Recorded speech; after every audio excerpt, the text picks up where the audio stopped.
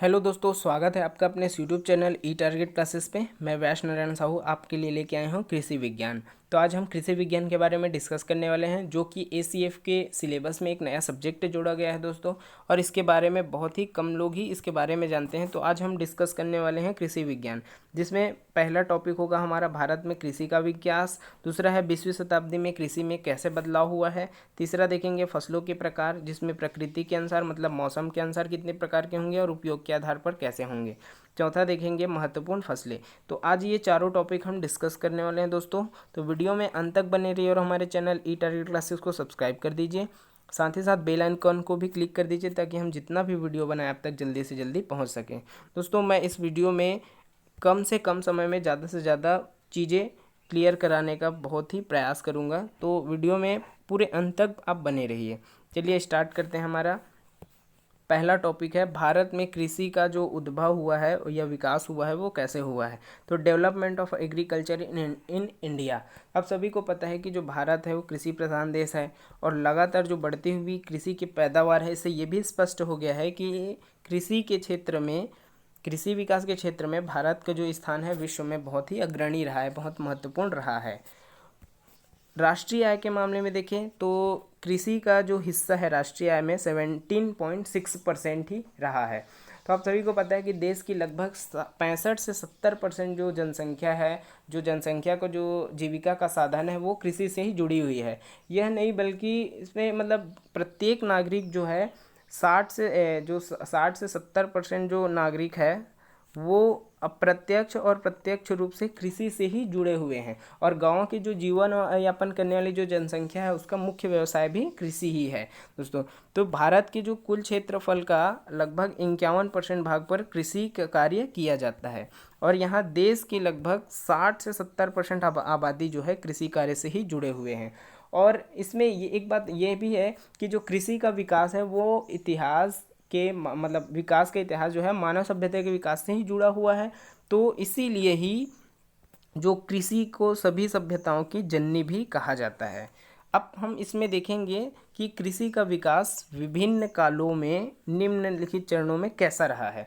तो इसमें देखेंगे कि वैदिक काल में कृषि कैसे रहा है और इसमें क्या क्या डेवलपमेंट हुई। उसके बाद हम और भी आगे जाएंगे तो उसमें देखेंगे कौन कौन से काल में कृषि का विकास किस तरीके से हुआ है। तो सबसे पहले जानते हैं वैदिक काल में। तो वैदिक काल में जो कृषि का विकास है वो कैसे हुआ है। ये जो हुआ है 1500 से 1000 ये 1000 ईसा पूर्व है। तो 1500 से 1000 ईसा पूर्व के समय कृषि कैसा था और उस समय क्या क्या विकासें हुई। तो इसमें देखेंगे सबसे पहले क्या हुआ था कि जो आर्यों का आगमन हुआ था। आर्यों का आगमन कहाँ हुआ था? पूर्वी अफगानिस्तान, उत्तर पश्चिमी सीमांत प्रदेश क्षेत्र में, पंजाब, कश्मीर, राजस्थान, ये सब में हुआ था। तो वहाँ जो आदिवासी निवास कर रहे थे उन लोग से उनकी मुठभेड़ हुई थी। मुठभेड़ मतलब हुआ है झगड़ा। तो जिससे क्या हुआ, जिसे बोलते हैं दस्यु हत्या। तो इस प्रकार जो आर्य है वो यहाँ आकर बसने लगे। तो आर्यों की जो एक प्राचीन ग्रंथ थी ऋग्वेद, आर्यों की जो प्राचीन ग्रंथ है, सबसे प्राचीन ग्रंथ वैसे भी ऋग्वेद को ही बोला जाता है, सबसे प्राचीन ग्रंथ ऋग्वेद है। तो इसमें क्या है कि आर्यों की जो खान पान है ये सभी का उसमें उल्लेख मिलता है, पता चलता है। इसमें दूध, साग सब्जी, घी, ये सभी का प्रयोग का जिक्र उसमें लिखा हुआ है, मिलता है। तो ऋग्वेद में जो है कृषि के संदर्भ में 21 संदर्भ प्राप्त हुए हैं। ऋग्वेद में कृषि के संदर्भ में 21 संदर्भ प्राप्त हुए हैं, जिसमें जैसे मानसून का आना जो है एक शुभ संकेत भी माना जाता था। तभी से वहाँ क्या होता था, हल चलाना आरंभ हो जाता था। तो इस प्रकार ऋग्वेद के अनुसार जो आर्य लोग थे या वैदिक काल के लोग थे वो कृषि का कार्य करते थे। जैसे ही मानसून आया तो शुभ संकेत मानते थे और हल चलाना, खेतों में हल चलाना जो है स्टार्ट हो जाता था। उस समय क्या होता था, जुताई के बाद फसलों को उगाना, फिर पैदा करना, कटाई करना, ये सब प्रमुख कार्य होते थे। उस समय की जो प्रमुख फसलें थी, जो आर्य लोग थे वो जौ, तिल, गन्ना, ये सब बहुत प्रमुख फसलें थी इनके, और ये ही सबसे ज़्यादा मात्रा में उगाया जाता था। तो ये देखिए दोस्तों, ये हमारा हुआ वैदिक काल में। अब देखते हैं बौद्ध काल में कृषि का विकास कैसा रहा। तो बौद्ध काल मतलब 700 ईसा पूर्व, ईसा पूर्व से 700 वर्ष पहले की बात है। इस समय क्या हुआ था, जो पूरा जो काल था वो 16 बड़े राज्यों में भी विभक्त था। उस समय जो ग्रामीण अर्थव्यवस्था थी वो गांव की कृषक समुदाय पर ही आधारित थी। तो ग्रामीण अर्थव्यवस्था जो है गांव की कृषक समुदाय पर आधारित थी। और एक्चुअल में यहाँ पर ये था कि कोई भी जमींदार नहीं हुआ करता था, क्योंकि जमींदारी प्रथा उस टाइम थी नहीं। तो जो इसके जमींदार नहीं हुआ करते थे, बल्कि जो किसान थे वो राजाओं से सीधे संपर्क में थे।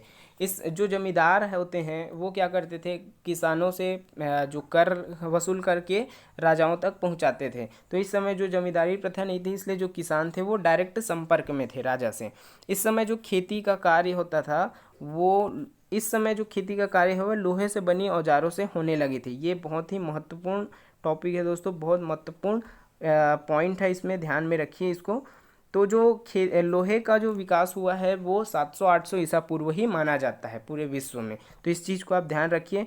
तो ये क्वेश्चन पूछा भी जा चुका है, इसलिए इसको बहुत ही अंडरलाइन अच्छे से कर रहा हूँ मैं, और बहुत अच्छे से इसको जान जाइए। अब इस समय जो खेती का कार्य है वो लोहे से बने औजारों से ही होने लगी थी। उसके बाद आता है मगध का शासनकाल। तो मगध का जो शासनकाल हुआ था उस समय जो कृषि का विकास हुआ है वो कैसे हुआ है, कौन कौन से पद्धति अपनाई जाती थी, इसके बारे में देखते हैं। तो मगध के शासनकाल इस समय क्या हुआ था, अन्न जो है सब्जी, फूल, फल एवं व्यापारिक पौधे की जो बीज तैयार करने की खेती की जाती थी। अब देखिए थोड़ा सा कृषि के क्षेत्र में आगे बढ़ गए लोग। इस समय क्या हुआ, व्यापारिक पौधे का जो बीज तैयार करने का खेती करना प्रारंभ हुआ था। और मगध के काल में जो है गेहूँ, जौ, सरसों, मूंग, गन्ना ये सब प्रमुख फसलें थी। सिंचाई के साधन भी उपलब्ध थे, इसमें सिंचाई के साधन भी उपलब्ध हुआ करता था। अब क्या हुआ कि पौधे में जो बीमारियां आने लगी थी, कीटों की जो रोकथाम होते थे, उसके लिए कार्य करना प्रारंभ हो गया था। तो मगध के शासनकाल के समय ही क्या हुआ, जो कीटनाशक या कीड़ों के जो मारने वाला जो होता है या कीड़ों की जो रोकथाम होती है वो सब के लिए ऊपर कार्य करना आरंभ हो गया था। नेक्स्ट पॉइंट इसमें है कि जो अशोक की शासनकाल है, अशोक के जो शासनकाल है उस समय वन लगाने की नीति प्रारंभ हो गई थी। सबसे इम्पोर्टेंट पॉइंट इसमें यही है कि अशोक का जो शासनकाल है उस समय वन लगाने की नीति अपनाई गई थी दोस्तों, ध्यान में रखिए इसको। उसके बाद आता है चौथे चरण में कि 535 ईसा पूर्व से 1300 ईस्वी का भारत। इस समय क्या हुआ था दोस्तों, इलायची, तिल, अफीम ये सब नील का क्या होता था, निर्यात होना स्टार्ट हो गया था दक्षिण भारत में। और इसी समय क्या होता, पहाड़ी जो जाति के लोग थे वो स्थान बदलकर झूम खेती करना प्रारंभ कर दिए थे। तो जो झूम खेती होता है वो ये होता है कि जो एक स्थान से दूसरे स्थान पर बदल कर, जमीन को बदल कर या भूमि को बदल कर वहाँ खेती करना। तो पहले क्या होता था कि पहले लोग एक जगह पर खेती करते थे, अब वहाँ की जो भूमि है या मृदा है वो अनुपजाऊ हो जाती थी, जिससे वहाँ जगह को छोड़कर दूसरे अन्यत्र या अन्य जगह पर कृषि का कार्य प्रारंभ कर देते थे। तो जो स्थान बदलकर खेती करने की जो पद्धति थी उसी को ही झूम खेती बोला जाता था। ध्यान में रखिए, इंपॉर्टेंट क्वेश्चन है ये भी। इसके बाद आता है अगला मुस्लिम काल। मुस्लिम काल तो इसको जो है मध्यकालीन युग भी बोला जाता है। इस समय क्या हुआ था, कृषि और उद्यान संबंधी कार्य पर बल दिया गया था। ध्यान में रखिए, मुस्लिम काल में, मुस्लिम जो काल था उस समय क्या हुआ था, कृषि के साथ साथ उद्यान संबंधी कार्यों पर भी बल दिया गया था। इसमें एक और पॉइंट है, तुगलक काल में नहरें भी बनवाई गई, बाग बगीचे भी लगवाए गए। तो जो फिरोज शाह तुगलक थे दोस्तों, वो नहर के जो निर्माण कार्य था या सिंचाई का जो कार्य था उसके लिए बहुत ही प्रसिद्ध राजा भी हुए हैं फिरोज शाह तुगलक। तुगलक काल में नहरें भी बनवाई गई और बाग बगीचे भी लगवाए गए, और सिंचाई का साधन इसी समय से बहुत अच्छे तीव्र गति से विकास हुआ है। उसके बाद आता है ब्रिटिश काल। ब्रिटिश काल में क्या हुआ, 1885 में, अब क्या हुआ ब्रिटिश काल में जो कृषि है उससे संबंधित शिक्षाएं भी स्टार्ट हो गई थी। तो 1885 में बिहार में कृषि विभाग की स्थापना हुई थी, और 1905 से 1907 के मध्य पूरे भारत में 6 कृषि महाविद्यालय खोले भी जा चुके थे। ध्यान में रखिए इसको, बहुत इंपॉर्टेंट पॉइंट है ये भी।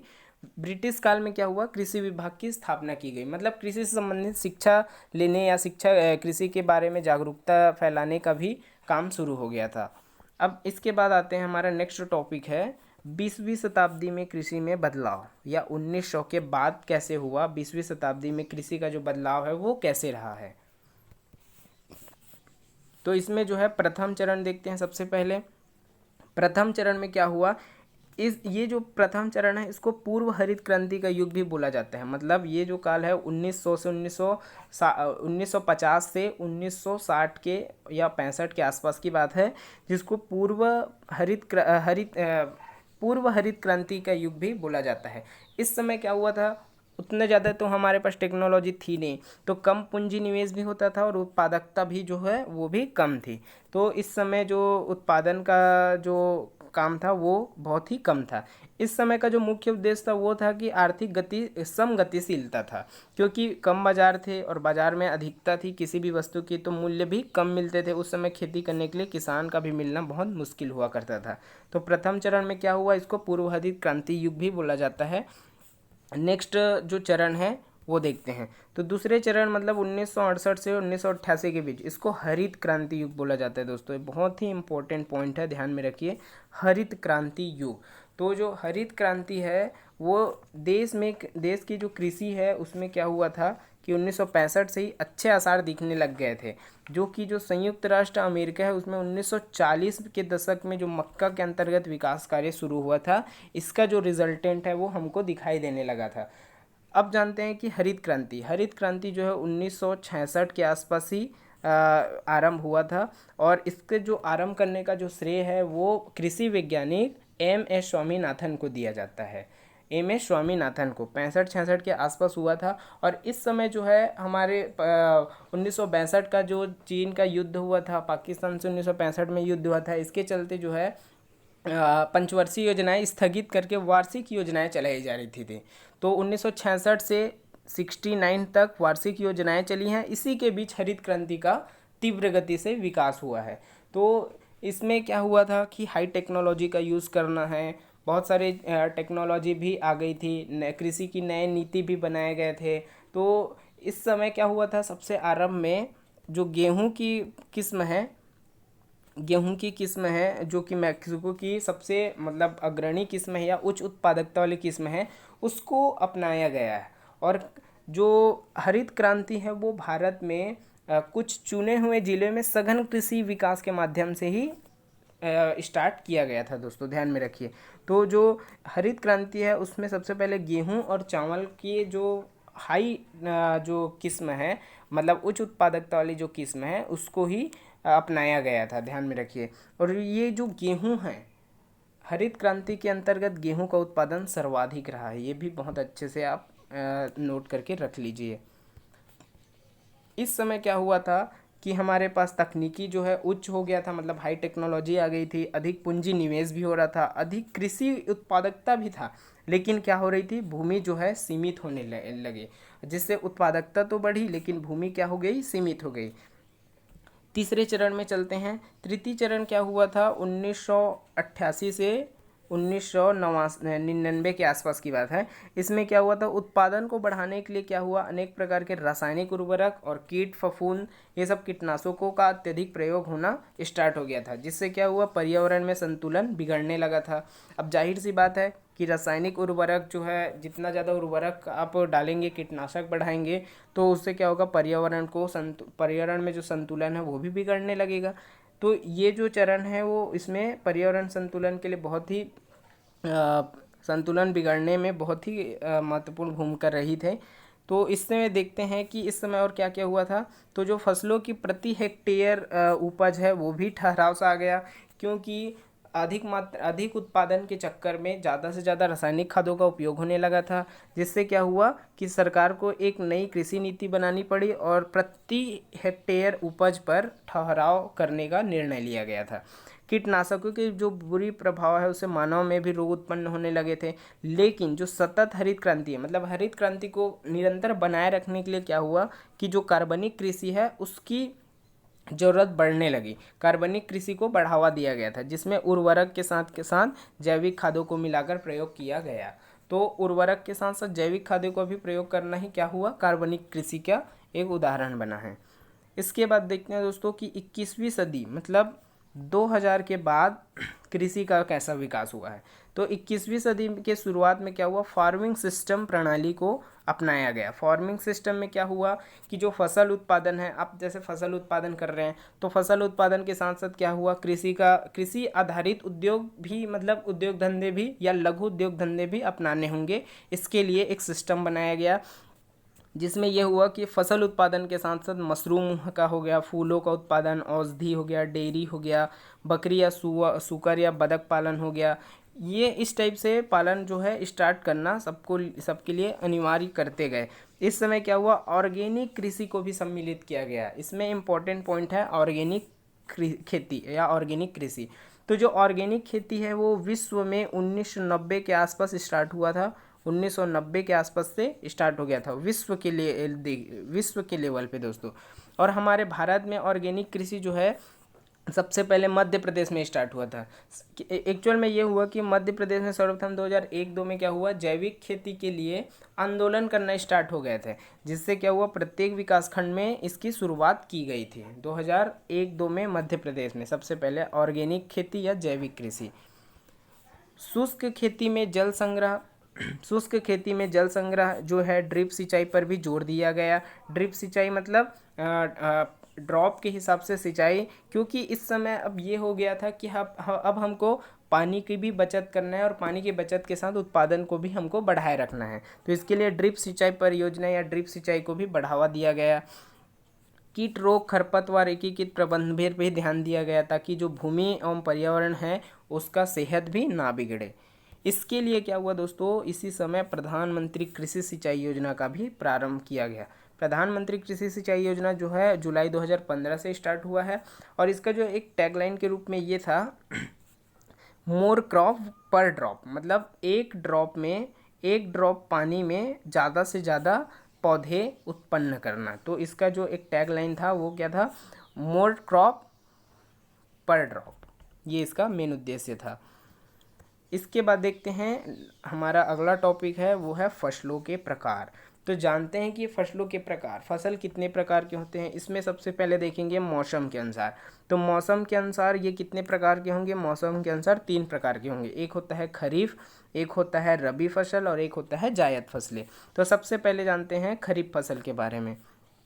सबसे पहले खरीफ फसल, जो खरीफ फसल है दोस्तों वो ग्रीष्म ऋतु की फसलें भी कहा जाता है, क्योंकि ये जो नाम है वो मौसम के हिसाब से दिया गया है, इसलिए क्योंकि ये जो खरीफ फसल है वो वर्षा ऋतु के पूर्व ही बोया जाता है। मतलब ग्रीष्मकाल जैसे मई जून जुलाई के आसपास ही इसकी बुआई शुरू कर दी जाती है और सितंबर अक्टूबर नवंबर के आसपास इसकी कटाई की जाती है। क्योंकि ये जो है ग्रीष्म ऋतु के आसपास ही बोना स्टार्ट हो जाता है, इसलिए ग्रीष्म ऋतु की फसलें भी कहा जाता है। और इसका जो प्रमुख फसल है वो चावल है, बाजरा है, ये सब इसके प्रमुख खरीफ फसलें हैं। ध्यान में रखिए ये खरीफ फसल है। नेक्स्ट है हमारा रबी फसल। रबी फसल के बारे में देखते हैं। तो रबी फसल को शीत ऋतु की फसलें भी बोला जाता है, क्योंकि ये अक्टूबर नवंबर के आसपास में इसकी बुआई की जाती है और ग्रीष्म से पहले इसकी कटाई की जाती है। तो इसमें जो प्रमुख फसलें हैं वो कौन से हैं, गेहूँ है, सरसों है, जौ है, ये सब प्रमुख रबी फसलें हैं। इसके बाद देखते हैं तीसरे में जायद फसलें। जायद फसलें जो रबी और खरीफ के मध्य जो एक छोटी अवधि होती है उस समय जो फसलें उगाई जाती है उसको ही जायद फसलें कहते हैं। जैसे इसमें इसका जो टाइमिंग है वो मतलब अक्टूबर नवंबर दिसंबर से लेके फरवरी मार्च तक के जो टाइम होता है उस समय जायद फसलों का उत्पादन किया जाता है। इसमें तिलहन होता है और कुछ दालें भी इसके प्रमुख फसलें होती हैं। अब देखते हैं उपयोग के आधार पर फसलें। तो उपयोग के आधार पर कितने प्रकार के होते हैं, एक होता है खाद्यान्न फसलें और दूसरा होता है नकदी या व्यावसायिक फसलें। तो उपयोग के आधार पर 2 टाइप से होंगे ये, एक खाद्यान्न एक नकदी। तो इसमें देखते हैं जो खाद्यान्न फसल है, तो खाद्यान्न फसल में चावल, गेहूँ, मोटे अनाज, ये दाल, ये सब खाद्यान्न फसल में आएंगे। और जो नकदी या व्यावसायिक फसल है, इस नकदी किसको बोलेंगे, नकदी फसल ऐसे फसल जिनका मुख्य उद्देश्य धन अर्जित करना होता है, ऐसे फसल को नकदी या व्यावसायिक फसल भी बोलते हैं, कॉमर्शियल वाला। तो इसके बाद देखेंगे महत्वपूर्ण फसलें। हमारा जो आज का ये टॉपिक है ये महत्वपूर्ण फसलें देखेंगे। तो महत्वपूर्ण फसलें देखते हैं तो इसमें सबसे पहले लेते हैं हम चावल। तो जो चावल है अब इसके बारे में इसकी विशेषताएं देखते हैं कि कौन से भूमि पर इसका जो उत्पादन है वो सर्वाधिक होता है, कौन से क्षेत्र में इसका उत्पादन सर्वाधिक होता है, कौन कौन से अग्रणी राज्य है चावल के उत्पादन में, कौन कौन सा जो हाई किस्म का होता है, उच्च उत्पादकता वाली किस्म की चावल के बारे में देखेंगे। तो चलिए स्टार्ट करते हैं। हमारा पहला है चावल। चावल जो है उष्ण आर्द्र जलवायु वाले क्षेत्रों की प्रमुख फसल है। उष्ण आर्द्र जो जलवायु क्षेत्र होता है उस वहाँ चावल का उत्पादन सर्वाधिक होता है। चीका युक्त मिट्टी में जिसमें जल धारण करने की क्षमता सर्वाधिक होती है वहाँ भी ये उपयुक्त होता है और इसके लिए आदर्श मानी जाती है। चावल के लिए चीका युक्त मिट्टी जो है आदर्श मानी जाती है। चावल के उत्पादन में सबसे जो अग्रणी राज्य है वो पश्चिम बंगाल है, उत्तर प्रदेश है, पंजाब है, बिहार है, हमारे छत्तीसगढ़ है। ये सभी जो है चावल उत्पादन में बहुत ही अहम अग्रणी राज्य है। और इसकी जो किस्में हैं, चावल की जो किस्म है IR8, जया, पद्मा, हमशा, साबरमती, ये सब इसकी प्रमुख किस्में हैं। उसके बाद देखते हैं दूसरे नंबर पे हमारा गेहूं है। तो गेहूं जो है दोस्तों वो देश में गेहूं उत्पादन क्षेत्रफल के भी आधार पर, उत्पादन के भी आधार पर ये हमारा दूसरा सबसे बड़ा सबसे ज़्यादा बोई जाने वाली फसल है। तो इसके लिए क्या होता है, अच्छी सिंचाई योजना की सुविधा है वो बहुत ही इम्पोर्टेंट है। चीका युक्त मिट्टी में इसके लिए भी उपयुक्त मानी जाती है। गेहूं उत्पादन में जो प्रमुख राज्य है वो है यूपी, हरियाणा, पंजाब, MP। ये सब गेहूं उत्पादन में प्रमुख राज्य है या अग्रणी राज्य है। इसकी किस्में देख लेते हैं। जो सोनालिका है, कल्याण सोना है, ये सब गेहूं की फसलें, गेहूं की किस्में हैं। तो दोस्तों कभी कभी ये भी पूछा जाता है कि अग्रणी राज्य कौन कौन सा है, और इसमें किस्में भी कभी कभी किस्में भी पूछा जा सकता है। तो ये सब आप बहुत अच्छे से नोट कर लीजिए और ध्यान में रखिए। वीडियो को बार बार देखिए ताकि आपको ये जितने भी चीज़ है वो सभी चीज़ आपको याद हो जाए। नेक्स्ट जो हमारा फसल है वो है मक्का। तो मक्का है जहाँ जो तापमान है 35 डिग्री के लगभग समान होती है, ऐसे जगह में क्या है मक्का का उत्पादन सर्वाधिक होता है।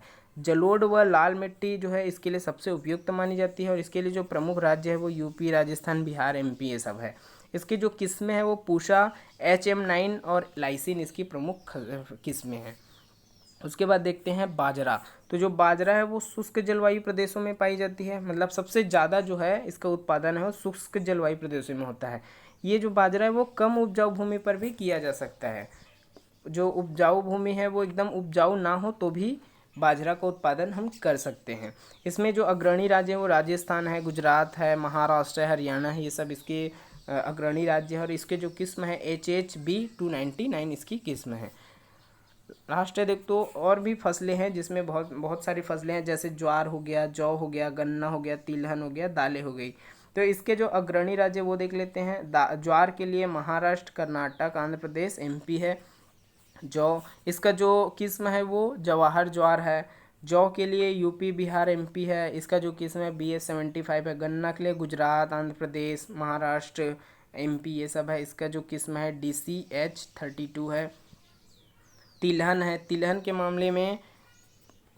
मामले में दोस्तों सरसों, तिलहन में जो सरसों होता है, सरसों में राजस्थान सबसे पहले पर है उत्पादन में। कर्नाटक जो है सूरजमुखी के उत्पादन में पहले रैंक पर है।